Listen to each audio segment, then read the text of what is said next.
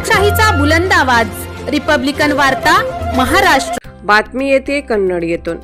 छत्रपती संभाजीनगर कन्नड तालुक्यातील पिशोर येथे छत्रपती संभाजीनगर जिल्ह्याचे जिल्हाधिकारी यांनी घेतलेल्या निर्णयाचे पालन करीत येथील महात्मा ज्योतिबा फुले हायस्कूल व समता कन्या विद्यालय या दोन्ही सेंटरवर पोलीस तैनात असल्याने कॉपी बहादरांचे धाबे दणाणले असून महात्मा ज्योतिबा फुले हायस्कूल येथील सेंटरवर 275 पैकी 274 विद्यार्थ्यांनी मंगळवारी इंग्रजी पेपरची परीक्षा दिली, तर समता कन्या विद्यालय सेंटरवर 368 पैकी 359 विद्यार्थ्यांनी परीक्षा दिली।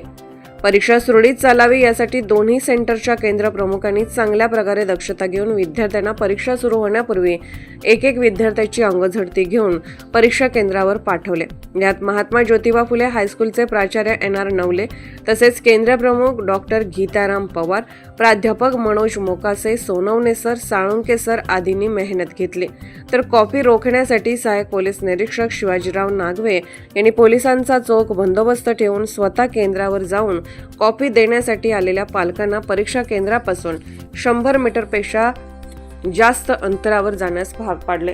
रिपब्लिकन वार्ता, महाराष्ट्र प्रतिनिधी मिलिंद कुमार लांडगे, छत्रपती संभाजीनगर, कन्नड।